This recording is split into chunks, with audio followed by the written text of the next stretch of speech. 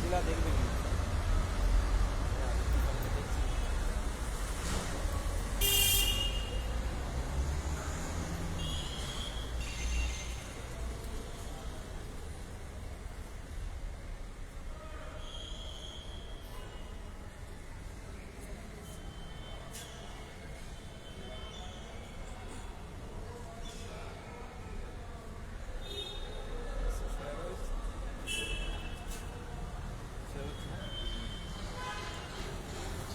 তোমরা সেদিন এই জায়গাটায় নেমেছিলে, দেখতে পাচ্ছ এই জায়গাটায় তোমরা নেমেছিলে। এখনো পর্যন্ত আমাদের পোস্টার পড়ে আছে এখানটায়, সেদিনের পোস্টার এখনো পড়ে আছে, দেখুন সেদিনের পোস্টার পড়ে আছে। এইখান থেকে আমরা নেমেছিলাম, ঠিক সেই জায়গাটায় কিন্তু আমরা আজকে দেখতে পাচ্ছ এখনো পর্যন্ত কিন্তু পোস্টার, সেদিনের পোস্টার কিন্তু ঝুলে আছে। দেখো সেই ঐতিহাসিক বিকাশ ভবন অভিযান, আইন অমান্য তো একেই বলে, আমাদের স্মৃতি এখনো জড়িয়ে আছে। এখানটায় আমরা বসে পড়েছিলাম। তো বিশেষ কিছু কথা নিয়ে আজকে আমরা এসেছি, আজকে আমরা বিকাশ ভবনেও কথা বলেছি এবং দীর্ঘক্ষণ পর্ষদ সভাপতি, মাননীয় পর্ষদ সভাপতি মহাশয়ের সাথে দেখা করেছি, খুব পজিটিভ বার্তা দিয়েছেন। হ্যাঁ, যেটা বলছিলাম, মাননীয় পর্ষদ সভাপতি মহাশয়ের সাথে কথা বলেছি, অনেকক্ষণ ধরে আমরা আলোচনা করেছি। আমাদের ধর্নার পর, আমাদের বিকাশ ভবন অভিযানের পর আজকে আমরা আসলাম। স্যার পজিটিভ কথা বলেছেন। 22কে বলেছেন যে সববার নিয়োগ হওয়ার সম্ভাবনা, যেহেতু ভ্যাকান্সি প্রচুর আছে। তো এ বিষয়ে মোহিত কিছু বলুক, আর ডিটেলস আমি পরে বলছি। এটুকু বলতে পারি, যারা ন্যায্য এবং যারা যোগ্য তারা কেউ থাকবে না বসে। বল। তো অনেকেই বলছিল যে সভাপতির সাথে দেখা করুন দেখা করুন, অনেকেই মেসেজ করতো, কালকের রাতেও অনেকে করেছে, সেগুলো দেখলাম এই পরে। সেই জন্য সভাপতি মহাশয়ের সাথে দেখা করা হয়েছে, কথা হয়েছে, আমাদের কথা শুনে উনি দেখা করেছেন, ওনার সাথে দীর্ঘক্ষণ কথা হয়েছে। এবার বিষয় হলো, যেটা চলতি যে নিয়োগটা রয়েছে, এখনও স্টেট কাউন্সিলিং বাকি আছে। একটা প্যানেল বেরিয়ে গেলেই সেটার পরে রিক্রুটমেন্টের নোটিফিকেশান দেবে না পর্ষদে, যেটা বুঝলাম স্ট্যান্ড। তারা পুরোপুরি ওটা মিটিয়ে, চলতি নিয়োগটাকে পুরোপুরি মিটিয়েই আমাদের প্রসেস কিন্তু শুরু করবে। এটা সবাইকে বুঝতে হবে। এটা আগেও অনেকবার বলেছিলাম যে চলতি নিয়োগ যতক্ষণ না হচ্ছে ততক্ষণ একটা সম্ভাবনা কমই থেকে যায়। তো সেটা এখনও বজায় রয়েছে। এদের স্টেট কাউন্সিলিং বাকি আছে, সেটা হবে। তারপরে আমাদের সুপ্রিম কোর্ট যেটা আমাদের বলে দিয়েছে যে 2200-র কাছাকাছি প্রায় সিট, 2000-এর বেশি সিট যে রিজার্ভ করে রাখতে বলেছে 20-22-এর জন্য, এবং 20-22-এর ইন্টারভিউ নিতে বলেছে, 6 সপ্তাহের মধ্যে সুপ্রিম কোর্টে জমা দিতে বলেছে। তো সুপ্রিম কোর্টের অর্ডার যেহেতু রয়েছে, তো সেটা মানতেই হবে এবং পর্ষদ সেই কাজগুলো এখন করবে। এবার আমাদের অবস্থা, যতদিন না নোটিফিকেশন আসছে ততদিন কিন্তু আমরা অথই জলেই রয়েছি। আমাদের ওই জলে কুমির আর পারে হচ্ছে বাঘ, এরকম একটা অবস্থা। কারণ 23 স্টেট হয়ে গেছে, তাদের রেজাল্ট কতদিন আমাদের জন্য আটকে রাখবে বলতে পারছি না। সভাপতি মহাশয় মানে খুব তাড়াতাড়ি করেননি এখনো পর্যন্ত, দেখতে পাচ্ছি যে এখনো অ্যান্সার কি এইসব বেরায়নি। তো কতদিন আমাদের জন্য আটকে রাখতে পারবেন সেটা শিওর তো কিছু বলা যায় না। উল্টো দিকে যত লেট হবে তত বিভিন্ন ট্রেনিংগুলো কমপ্লিট হচ্ছে। 21-23 তো হয়েই গেছে, পরীক্ষাও হয়ে গেছে, তো তারা স্বাভাবিকভাবেই থাকবে। 22-24 যারা আছে তাদের ট্রেনিং আবার কবে কি করে কে জানে, বলা যাচ্ছে না। তো অনেক কিছু রয়েছে সামনে, আবার ভোট রয়েছে। তো এই একটা পরিস্থিতিতে আমরা রয়েছি, খুব জটিল পরিস্থিতির মধ্যে রয়েছি। চলতি নিয়োগটা যতক্ষণ না মিটছে পুরোপুরিভাবে, আমাদের কিন্তু মানে রাস্তাটা ক্লিয়ার হচ্ছে না, এটা সবাইকে বুঝতে হবে এবং এটা বাস্তব। আর আমি অনেকবার রিকোয়েস্ট করেছি যে যাই বাধা থাকুক, যে আপনি অন্তত সাবজেক্ট টু আউটকাম করে আমাদের নোটিফিকেশনটা অন্তত দিন, কিন্তু সেটা উনি করবেন না। উনি পুরোপুরি জটিলতা কাটিয়েই একটা নতুন নিয়োগে হাত দেবে, এরকম একটা মানসিকতা ওনার রয়েছে, যেটা বোঝা যাচ্ছে। উনি 22কে আর মানে ঝুলে থাকতে দেবেন না। আর আজকে কথাবার্তার প্রথমে শুরুতেই যেই কথা নিয়ে আলোচনা হয়েছে, আমরা যখন ঢুকেছি প্রথমেই উনি একটা অর্ডার কপি নিয়ে এসেছিলেন, সেটা হচ্ছে গিয়ে শিল্পী সেনের মামলাটা।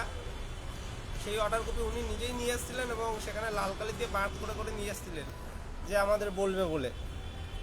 তো দেখাচ্ছে তোমরা এই কেসে তোমাদের হয়ে এই কেস করেছে, এখানে লেখা রয়েছে 21 তারিখের মধ্যে এই করা যাবে না, সেই করা যাবে না, ওইসব উনি ওনার কথা বলছিলেন। তো কেসে যেতে বারণ করছেন, এইসব বলছেন। তো আমি বললাম এগুলো তো আমরা করিনি এবং এটা আমরা নোটিফিকেশন আগে করতেও চাইনি, কারণ এমনিই বাদ যাবে। সেটা সভাপতি মহাশয় আগেও আমাদের বারবার বলেছিলেন যে এটা আগে করলে কিন্তু জটিলতা সৃষ্টি হবে এবং এটা স্বাভাবিকভাবেই হবে। এনআরএসরাও কোর্টে যাবে, ডবল ডিগ্রি যারা আছে তারাও কোর্টে যাবে, প্রত্যেকের সার্টিফিকেট বাঁচানোর জন্য প্রত্যেকের অধিকার আছে, তারা কিন্তু কোর্টে যাবে এবং জটিলতা সৃষ্টি হবে, এটা স্বাভাবিক কারণ। তো সেটা আমাদের কথা হয়তো অনেকে নাও বিশ্বাস করতে পারে।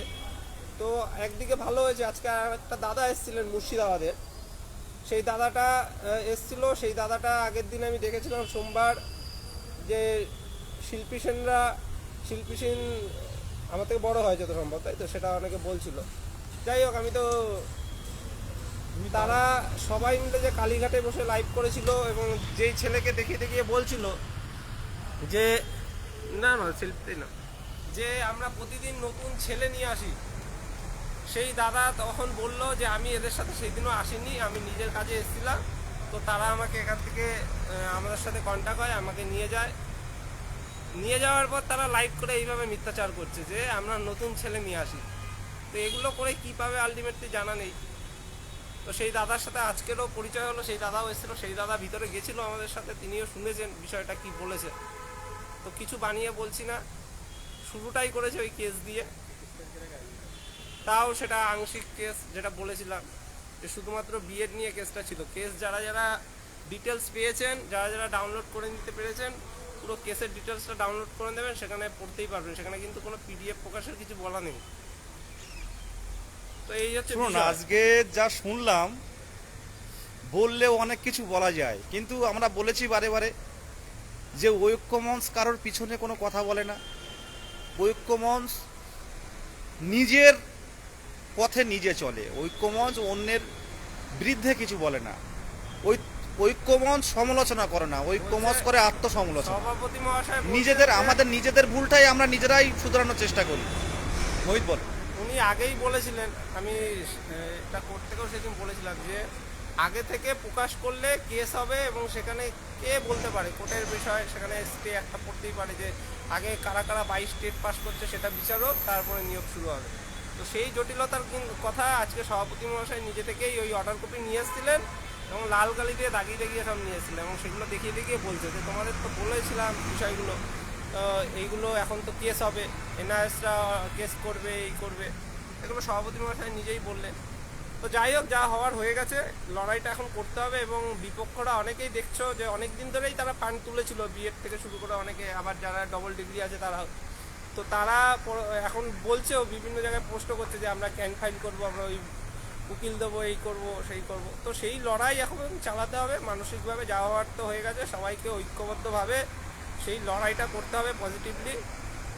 আর আমাদের অনেকগুলো লড়াই চালাতে হবে, আমাদের যেহেতু এখনও নোটিফিকেশন আসেনি, ম্যাটটাকে যদি আটকাতে হয় সুপ্রিম কোর্টে কিন্তু প্রচুর খরচা, সুপ্রিম কোর্টে আমাদের লড়াইটা করতে হবে। আমাদের যে ক্লাস 5-এর বিষয়টা তো রয়েছে, আজকের বিকাশ ভবনে আবার কথা বললাম ক্লাস 5-এর বিষয়টা নিয়ে। হ্যাঁ, আজকে শুধু পর্ষদ সভাপতি না, বিকাশ ভবনে আমরা কিন্তু কমিশনারের সাথে কথা বলেছি, আইএস অফিসার, ওনার সাথে আমরা তুলে ধরেছি যে অন্তত পঞ্চম শ্রেণীটাকে অন্তর্ভুক্ত করে একটা ভ্যাকান্সি দিন, একটা বড় ভ্যাকান্সি দিলে আমরা সবাই এই বেকারত্ব থেকে মুক্তি পেতে পারি। বলো। তো এই সবাইকে বলবো, এই চলতি নিয়োগ যেহেতু এখনো জটিলতা কিছু কিছু আছে, মানে কমপ্লিট হয়নি, সেগুলো যতদিন না কমপ্লিট হচ্ছে ততদিন কিন্তু আমাদের রাজপথের লড়াই তো রয়েছে, পাশাপাশি আইনি দিকটাও আমাদের কিন্তু ভাবতে হবে। আমাদের যে ম্যাটটাকে আটকানোর জন্য সুপ্রিম কোর্টে যে লড়তে হবে, কবে কি নোটিফিকেশন আসবে ততদিন তো ঠেকাতে হবে। এছাড়াও বিভিন্ন মামলাগুলো রয়েছে যেগুলো হবে পরবর্তীকালে, যেগুলো বিএড বা এনআইএস ডিএলএড এরা করতে পারে, সেইগুলোতেও লড়তে হবে। তো এই হচ্ছে বিষয়। সুদীপ কিছু বলো, আমাদের সুদীপ কিছু বলুক। সুদীপ আছে, সুস্মিতা আছে, একটু বলুক। কিছু বলার নেই, সব বিদেশদা মোহিত তো বলেই দিল। সঙ্গে থাকুন আর ধৈর্য রাখুন, দেখা যাক কী হয়। তবে 21 তারিখের আগে নোটিফিকেশান আসছে না, এটা ক্লিয়ার। 21 তারিখের পর দেখা যাক কী হয়, এইটুকুই বলার, আর কিছু সেরকম বলার কিছু নেই। সুস্মিতা কিছু বলো।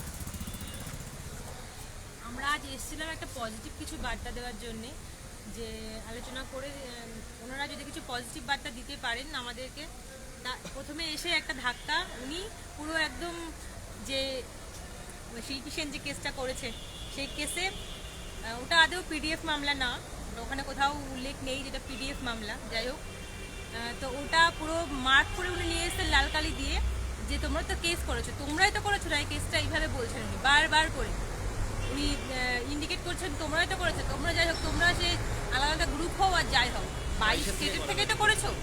তো এই তোমাদের এই কেসটার জন্যে 21 তারিখের আগে আমরা এটা নিয়ে কিছু ভাবতেই পারবো না, কিছু বলতেই পারবো না। এমনকি তোমরা আন্দোলনেও আসতে পারো না, তোমাদের সে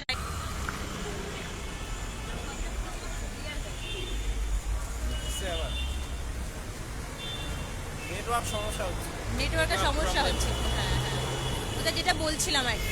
তো ফার্স্টে গিয়ে আমরা যেরকমভাবে ধাক্কা খেয়েছি, তারপরে এখন উনি পজিটিভভাবে কোনো কথা বলতে চাইলেন না। উনি বললেন তোমাদেরকে ওই একই কথা, যে তোমাদেরকে অতটা ভাবতে হবে না, আমরা হচ্ছে ওই যে চুক্তিটা হয়ে শূন্যপদগুলো গেলে- আছে, শূন্যপদগুলো হচ্ছে এই কাজগুলো করছে, বললো পর্যাপ্তভাবে দেওয়া হবে।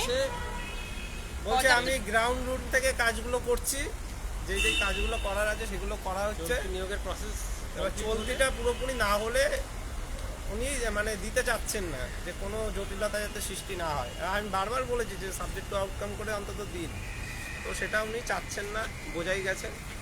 আর কত দেরি হবে খুব একটা বলতে পারছি না।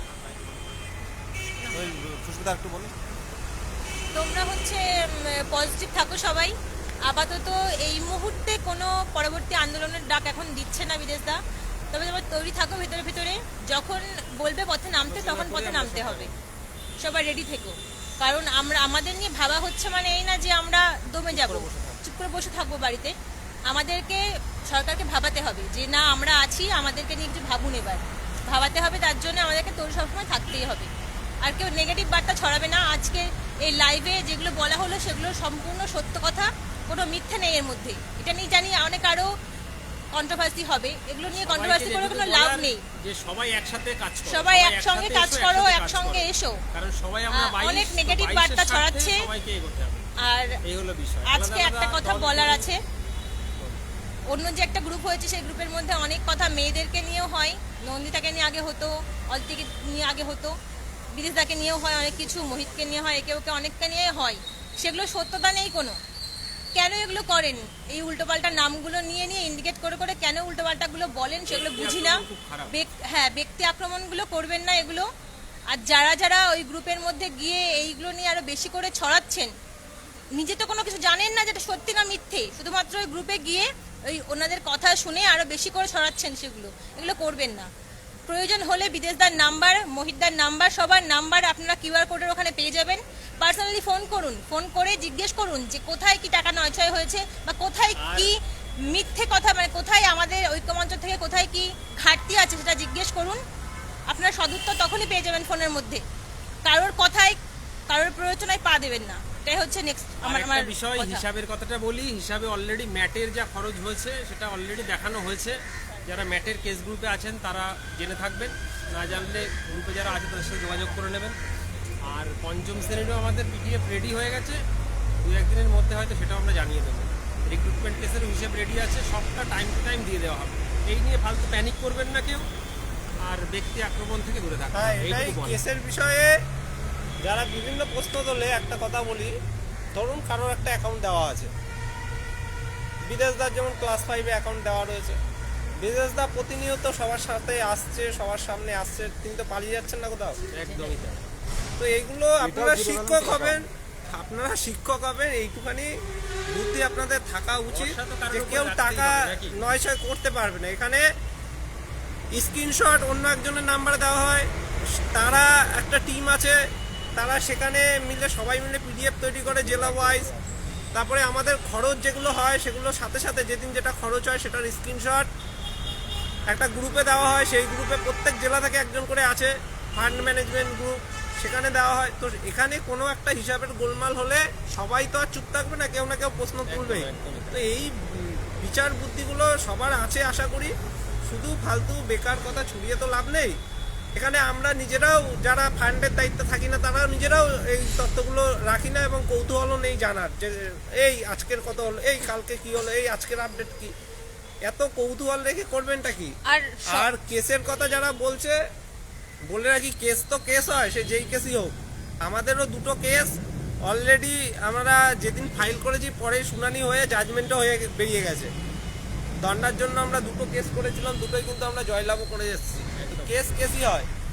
পিডিএফটা আমরা বলেছিলাম কেন আমরা সময় বুঝে করব, তো সেটা সবাই বুঝেছে। হ্যাঁ, এবার আর আমরা- রিক্রুটমেন্টের যে কেসটা আছে সবাই ওটা জিজ্ঞাসা করে, ওটা নিয়ে বলি দেখুন এখনো চলতি নিয়োগ তো এখনো কমপ্লিট হয়নি, জয়েনিং গুলো এখনো বাকি আছে, 20-22-এর ওই বিষয়টা বাকি আছে। এই মুহূর্তে যদি আমি কেসটা তড়িঘড়ি করে তোলার চেষ্টাও করি বা তুলে দিই, তাহলে সেখানে রায়দান কি আসা সম্ভব হবে? সেখানে উল্টো কেসটা বসে যাওয়ার সম্ভাবনা থাকবে যে এই চলতি নিয়োগ রয়েছে, তোমরা আবার নিয়োগ চাচ্ছ কিসের এই মুহূর্তে। তো চলতি নিয়োগটা মিটে গেলে আমি ওটা তোলার একটা জায়গা থাকে। তো সেরকম বুঝলে আগেই তুলতে হবে যে আমাদের যদি খুব লেট হয়। কিন্তু এগুলো বুঝে শুনে কাজ করতে হবে। একটা চলতি নিয়োগ কমপ্লিট হলো না, সেখানে যদি আমরা আবার কেস তুলি যে আমাদের নিয়োগ দিন, সেটা কি বিচারপতি কখনো রায় দেবেন? এই মানসিকতা বুদ্ধিগুলো রাখতে হবে। আর যে বাকি কেসগুলো রয়েছে ম্যাটের থেকে শুরু করে, এগুলো তো সব হিসাবপত্র দেওয়াই হয়। হ্যাঁ, এবার আমি বলে শেষ করে দেবো। প্রথমেই বলবো যে আমরা আগে ভাববেন যে হবু শিক্ষক আমরা, হবু শিক্ষিকা আমরা, তো আমাদের মুখের ভাষা, আমাদের চলন, শালীনতা, বিনম্রতা, বিনয়ী, এগুলো আগে বজায় রাখতে হবে। আমরা পর সমালোচনার চেয়ে আত্মসমালোচনার মাধ্যমে আমাদের শিক্ষা নিতে হবে, নিয়ে পরবর্তীকালে আমাদের জীবনে যেসব পদক্ষেপগুলো করতে হবে সেই ভুলগুলো থেকে আমাদের শিখে সঠিক পদক্ষেপ নিতে হবে। আমি সবাইকে বলবো 23 জেলার যেভাবে 2022 প্রাথমিক টেট উত্তীর্ণরা আমাদের পাশে আছো, তার জন্য অসংখ্য ধন্যবাদ। শূন্য পদের ব্যাপারটা বলছি, শূন্য পদ আমি আবারও বলছি, শূন্য পদ কিন্তু ভালো পাবেন। হয়তো ইন্টারভিউ নোটিফিকেশনটা দেরি হতে পারে, কিন্তু শূন্য পদ ভালো পাবেন।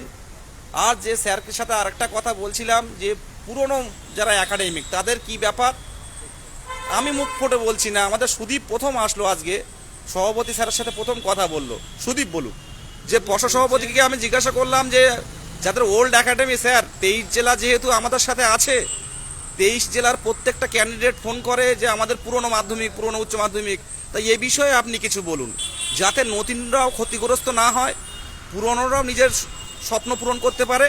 তো এই বিষয়ে কিছু মতামত আপনার, স্যার কি বললেন শুনুন। ওনাকে জিজ্ঞাসা করলাম যে স্যার একাডেমিক কি চেঞ্জ হবে আমাদের ইন্টারভিউয়ের আগে, বা এই ব্যাপারে কিছু বলুন। তো উনি যেটা বললেন সেটা হচ্ছে, বলছে একাডেমিক চেঞ্জ হবে কি হবে না এটা নিয়ে ভেবো না, কিন্তু পুরনো যারা আছে তাদেরটা আমি ভাবছি, তো চিন্তা করো না, পুরনোরা নিশ্চিন্তে থাকো, কোনো অসুবিধা হবে না। বলছে 17-র প্যানেলটা তো দেখেছো, তো নিশ্চিন্তে থাকো, তোমাদের ইন্টারভিউয়ের পরও যখন প্যানেল বেরোবে তোমরা দেখবে সব ঠিকঠাক আছে, কোনো অসুবিধা হবে না পুরনোরা। এবার দেখা যাক উনি কি সিদ্ধান্ত নেন বা কী করেন, এটাই বলার। শুনুন, আমাকে আপনারা মোটামুটি চেনেন, কম বেশি চেনেন। আবারও বলছি, আমি কোনো পর সমালোচনা আমি বিশ্বাসী নয়, আমি প্রথম থেকে কর্মে বিশ্বাসী। তাই আজকে আমার সাথে কিন্তু এই 23 জেলা আছে। আমি ছোটোখাটো বিষয় কেউ ভুল হলে তাকে পার্সোনালি ফোন করে বলে দিই যে এটা জনসমক্ষ হল, এনো না এটা ভুল হয়েছে, সে আমার শত্রু হলেও। আমার কারোর প্রতি কোনো অভিযোগ নেই, কিন্তু একটা কথা বলবো, দেখো যে যে কেসগুলো আইনি পথে যাবে, এসো না 22টারা সবাই একসাথে আন্দোলন করি, একই সাথে কেসে ঢুকি। আমি প্রত্যেক জেলাকে বলবো যে আসো একসাথে আন্দোলন করি, একসাথে বিভিন্ন কেস আলোচনা করে কেসের সিদ্ধান্তটা নিই। কারণ আজ যেমন বললো যে 21 তারিখ পর্যন্ত এই কেসের জন্য আমি নোটিফিকেশন দিতে পারবো না। তো এই 21 তারিখ হোক বা আর 10 দিন পরে হোক, সেটা বড় ব্যাপার না। আমার কারো অভিযোগ নেই, তো যেটা বলেছেন সেটা আমি বললাম। আর পর্ষদ সভাপতির উপর আপনারা ভরসা রাখুন। শ্রদ্ধেয় স্যার ঐকান্তিক প্রচেষ্টায় যাতে আমাদের ইন্টারভিউ নোটিফিকেশান ছেড়ে, যাতে ইন্টারভিউ নোটিফিকেশান স্টে না পড়ে, যাতে সবাই সাথে সাথে নিয়োগ পায়। ডিপিএসসিগুলো যেভাবে T20 ফরম্যাটে অ্যাপয়েন্টমেন্ট দিচ্ছে আপনার পছন্দের স্কুলে, আপনি যত দ্রুত ঢুকতে পারেন সেই কাজ করার জন্য কিন্তু পর্ষদ সভাপতি আমাদের শ্রদ্ধেয় স্যার গৌতম পাল মহাশয় অনবরত কাজ করে যাচ্ছেন। উনি 10:30টায় 11টায় আসেন, রাত্রে অনেক রাতে বাড়ি যান। উনি টিফিন পর্যন্ত করেন না দুপুরবেলা। তো এমন পর্ষদ সভাপতি আমরা পেয়েছি, আমাদের ভাগ্য এটা। একটু স্যারের উপর ভরসা রাখুন, একটু স্যারের উপর ভরসা রাখুন। উনি বারবার আজকেও বলেছেন পরিষ্কারভাবে যে 2022 তোমরা পাশ করেছো, স্বচ্ছভাবে পাশ হয়েছে, তোমরা পূর্ণ প্রশিক্ষিত বেশি সংখ্যক নেই তোমাদের মধ্যে। তোমাদের বেশি সংখ্যা আপনি বলে কথা বলেন। উনি ছোট হোক বড় হোক ওনার স্টুডেন্টদের আপনি বলে কথা বলেন যে আপনাদের কেউ বসে থাকবে না, আপনারা যোগ্য, আপনারা পূর্ণ প্রশিক্ষিত হয়ে টেট পাস করেছেন, আপনারা যোগ্য, আপনারা কেউ বসে থাকবেন না। হয়তো একটু সময় লাগছে, কিন্তু চলতি রিক্রুটমেন্ট খুব দ্রুত আমরা শেষ করব, তারপরে আপনাদের নিয়ে ভাববো। এরপর বিকাশ ভবনে আসলাম শূন্যপদের বিষয়টা জানার জন্য। বিকাশ ভবন থেকে যেটুকু আশ্বাস দেওয়া হলো, শূন্যপদ একবার দেওয়া হয়েছে, সেটা কিসের ক্ষেত্রে লাগানো হচ্ছে এখনো পর্যন্ত ক্লিয়ার করেননি। বললো আপনাদের সাথে আমরা এটা ডিটেলস বলতে পারি না। তো যদি পর্ষদ শূন্যপদ চেয়ে পাঠায় আবারও আমরা দিতে রাজি। সবাই ভালো থাকবেন। 2022 প্রাথমিক টেট পাস ডিএলএড ঐক্য মঞ্চের পাশে যেভাবে ছিলেন ফেব্রুয়ারি মাস থেকে, আবারও থাকুন। শূন্যপদ কিছু কিছু পাঠানো আছে, কাজ কিন্তু চলছে। আর যেটা বলবো, ভোটের আগে পরে নয়, যত দ্রুত 2022-এর এই 2022-এর যে ইন্টারভিউগুলো নেবে তত দ্রুত আমরা কিন্তু নোটিফিকেশান পাবো। এবং 2022 প্রাথমিক টেট কেউ বসে থাকবে না। আপনারা পরবর্তী দিনে কি হচ্ছে সেটা বার্তা পেতে অবশ্যই গ্রুপে থাকুন। আমরা হবু শিক্ষক, একসাথে চলুন না, আমরা একসাথে পড়াশোনার আলোচনা করি, একসাথে ইন্টারভিউর আলোচনা করি কেমন কোশ্চেন আসতে পারে, একসাথে বাচ্চাদের কি করে মনোবিজ্ঞান সম্মত শিক্ষা দেবো সেটাই আলোচনা করি। অন্যের সমালোচনা, অন্যের এইগুলো ঠিক না। চলুন ইন্টারভিউ নিয়ে টুকটাক আলোচনা করা যাক। আর আমরা ইতিমধ্যে পর্ষদ নয়, বিকাশ ভবন নয়, আমি সরকারি আধিকারিকদের কাছে আবারও যাব, মা মাটি সরকারের কাছে আবারই যাব যে 22 স্টেট নিয়ে কিছু একটা বার্তা দিন, একটা বার্তা, তাতেই আমরা অপেক্ষায় থাকব। এই বলে আমি শেষ করছি। সকাল থেকে এসে বসে আছি, আপনারা জানেন। আর সবচেয়ে বড় কথা বলছি, আমরা স্বপ্নের মতো পর্ষদ সভাপতি পেয়েছি, স্বচ্ছতার প্রতীক গৌতম পাল মহাশয়, ওনাকে পেয়েছি আমরা। ওনার প্রতি ভরসা রাখুন। স্বচ্ছতার প্রতি প্রাথমিক পর্ষদ সভাপতি গৌতম পাল মহাশয়। সবাই কমেন্ট রাখুন আমাদের স্বচ্ছতার প্রতি। এই বলে আমি শেষ করলাম। ভালো থাকবেন। আর এই জায়গাটা এসে লাইভ করছে তার কারণ এই জায়গাটা আপনারা সেদিন দেখেছিলেন। এই আমাদের সেই এখান থেকে আমরা নেমে সেই হুঙ্কার 22 স্টেট ইন্টারভিউ চাই, যারা এসেছিলেন আগের দিন আন্দোলনে, এখানে নেমে এখনো পর্যন্ত আমাদের পোস্টার পড়ে আছে। তো এই জায়গায় আমরা বসে পড়েছিলাম। এই বলে আমি শেষ করছি। আপনারা থাকুন। পরবর্তী আমরা বিভিন্ন আধিকারিক কাছে যাব, গিয়ে আমাদের দাবিগুলো আরও তুলে ধরবো বড় বড় আধিকারিকদের কাছে। আজকে আমরা এসেছিলাম সুস্মিতা, সুদীপ এবং আমাদের মোহিত। আমরা লড়ছি, আমরা লড়বো, দিনের শেষে